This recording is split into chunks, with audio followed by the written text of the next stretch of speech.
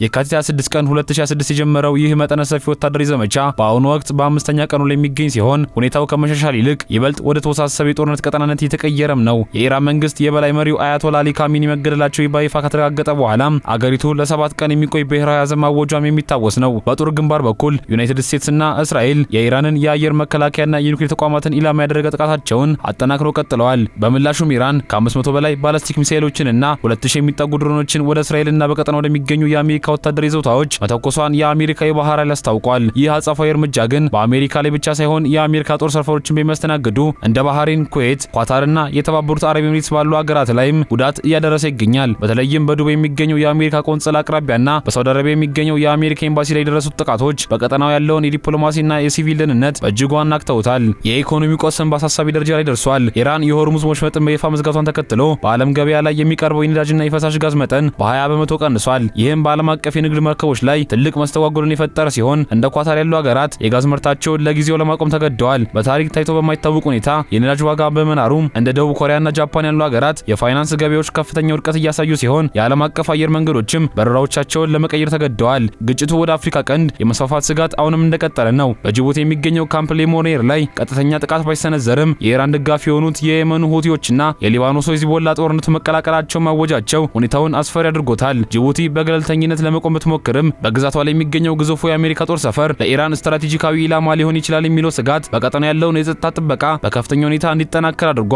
ዓለም አቀፍ ማህበረሰቡና የተባበሩት መንግስታት ድርጅት አፋጣኝ ተኩስ አቁም እንዲደረግ ጥሪ እያቀረቡ ቢሆንም ተፋላሚ ወገኖች ግን አሁንም በኃይል የመበላለጥ ስትራቴጂያቸውን እንደቀጠሉም ነው። ይህን ዩናይትድ ስቴትስ ከእስራኤል ጋር በመቀናጀት በኢራን ላይ የሰነዘረችው መጠነ ሰፊ ጥቃት ለዓመታት ሲብላላ የቆየ ውጥረት ወደ ቀጥተኛ ጦርነት መሸጋገሩን የሚያሳይ ክስተት ሆኗል ሲሉ ተንታኞች ይገልጻሉ። ይህ ግጭት ለረጅም ጊዜ ሲደረጉ የነበሩ የዲፕሎማሲ ጥረቶች መክሸፋቸውን ተከትሎ የመጣ ሲሆን አሁን ያለውን ደካማ ዓለም አቀፍ ስርዓት ይበልጥ የማናጋት አቅም እንዳለው ይገመታል። በገጽታው በሁለት ሀገራት መካከል የሚደረግ ፍልሚያ ቢመስልም የጦርነቱ መሰረት ግን ከኒውክሌር ምኞት ወደፊት በመካከለኛው ምስራቅ የበላይ ሆኖ ስለሚመጣው ኃይል ማንነት የሚወስን ነው። የዋሽንግተንና የቴህራን ድርድር ፍሬ አልባ መሆን ለዚህ ወታደራዊ እርምጃ እንደ አፋጣኝ ምክንያት ተጠቃሽ ነው። የትራምፕ አስተዳደር ዲፕሎማሲው መንገዱን ጨርሷል በሚል ድምዳሜ ላይ መድረሱ ቀድሞውኑ በ2015 የኒውክሌር ስምምነት መፍረስ የጀመረውን ቅራኔ ወደ መባቻው አድርሶታል። ለእስራኤል ደግሞ ይህ ዘመቻ ለዘመናት ስትመኝ የነበረውን ስትራቴጂካዊ ግብ መሳካት ተደርጎ ይወሰዳል። የኢራን ወታደራዊና የኒውክሌር መሰረተ ልማቶች ኢላማ ከማድረግ ባለፈ የበላይ መሪው አያቶላ አሊ ካሚኒ መገደላቸው ጦርነቱን ወደማይመለስበት ምዕራፍ አሸጋግሮታልም እየተባለ ነው። የጦርነቱ ግልጽ ዓላማ በይፋ ባይቀመጥም ሁኔታዎች ግን የሚያመላክቱት በኢራን ውስጥ ስር ነቀል የመንግስት ለውጥ ለማምጣት የታለመ መሆኑን ነው። ዋሽንግተንና ቴል አቪቭ ለምዕራባውያን ጥቅሞች የሚገዛ አመራርን የመተካት ፍላጎት ያላቸው ቢመስሉም ፕሬዚዳንት ትራምፕ ዘመቻው በ4 ሳምንታት ውስጥ ይጠናቀቃል ብለው ያስቀመጡት ግምት በብዙ ተንታኞች ዘንድ ተቀባይነትን አላገኘም።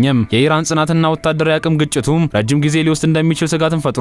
ኢራንም በበኩሏ በባህረ ሰላጤው በሚገኙ የአሜሪካ ወታደራዊ ካምፖች ላይ የባላስቲክ ሚሳኤሎችን ጥቃት በመሰንዘር አጻፋዊ እርምጃ እየወሰደች ሲሆን ይህም በአካባቢው ሀገራት ላይ ያልተጠበቀ የጸጥታ ስጋትን ደቅኗል። ከቀጠናዊ ተጽዕኖ አንጻር ኢራን ለዓመታት የገነባችው የመቋቋም ዘንግ ተብሎ የሚጠራው የጥምረት መረብ አደጋ ላይ ወድቋል። ሂዝቦላህ መዳከሙ፣ የሶሪያው አሳድ መንግስት መውደቅና የሁቲዎች ከፍተኛ ወታደራዊ ጫና ውስጥ መግባት እስራኤል ይህን መረብ ለመበጣጠስ የጀመረችው ዘመቻ ስኬታማ መሆኑን የሚያሳይ ነው ተብሏል።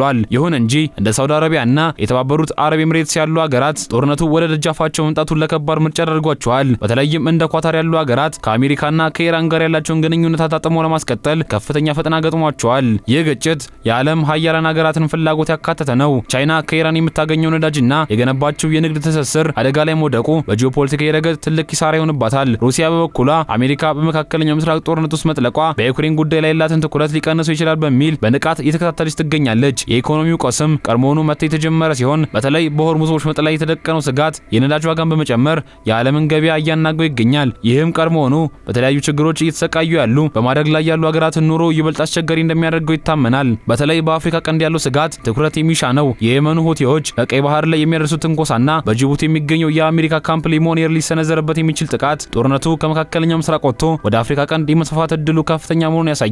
ይህ ደግሞ ቀጠናውን ወደ ከፋ ቀውስ ሊመራ ይችላል። የዲፕሎማሲው ሚና አሁንም አስፈላጊ ቢሆንም የጸጥታው ምክር ቤት በቪቶ ድምጽ መታገዱ ተስፋውን አጨልሞታል። ሆኖም እንደ ደቡብ አፍሪካ፣ ኦማንና ቱርክ ያሉ ሀገራት እንደ አስታራቂ የመውጣት ፍላጎት ማሳየታቸው ለተኩስ አቁም የተወሰነ ጭላንጭል ይሰጣል። በአጠቃላይ ይህ ጦርነት የአሜሪካን ወታደራዊ ኃይልና የዓለም አቀፍ ተቋማትን ብቃት የሚፈትን ትልቅ የታሪክ ምዕራፍ ነው። በሚቀጥሉት ሳምንታት የሚታዩ ክስተቶች የቀጠናውን ብቻ ሳይሆን የዓለምን የጸጥታ መዋቅር ይወስናሉ።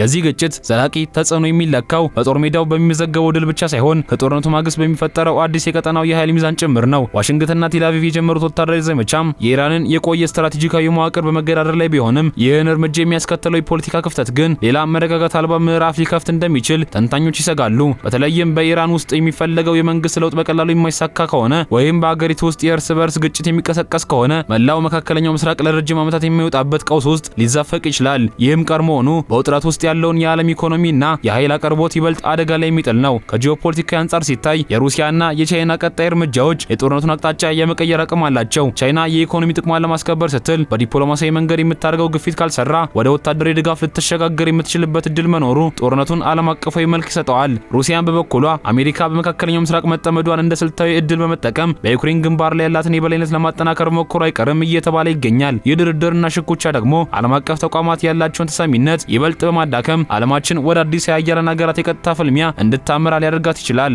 በተለይ ለአፍሪካ ቀንድና ለቀይ ባህር አካባቢ ያለው ስጋት አሁንም ትኩረት የሚሻ ጉዳይ ነው። የሁቲዎች እንቅስቃሴ በዓለም አቀፍ ንግድ ላይ የሚፈጥረው መስተጓጎል ብቻ ሳይሆን እንደ ጅቡቲ ያሉ የአያለን ሀገራት መለያ መሆናቸው ቀጠናውን ለከፋ የሰላም ቀውስ ያጋልጠዋል። ካምፕ ሊሞኔር ላይ ሊሰነዘር የሚችል ማንኛውም ጥቃት አፍሪካን የዚህ ዓለም አቀፍ ግጭት አካል ያደርጋታል። በመሆኑም አሁን ያለው ሁኔታ ከዲፕሎማሲያዊ መፍትሄ ይልቅ ወታደራዊ የበላይነት ላይ ያተኮረ ቢሆንም የሰው ልጅ እልቂትንና የዓለም ኢኮኖሚ ውድመትን ለመታደግ አሁንም የገለልተኛ ወገኖች ጥረት አስፈላጊ ሆኖ ቀጥሏል። በሚቀጥሉት ሳምንታት የሚቆዩ ክስተቶች የግጭት በቁጥጥር ስር ይውላል ወይስ ወደማይመለስ ዓለም አቀፍ ጦርነት ያመራል የሚለው የሚወስኑ ይሆናሉ።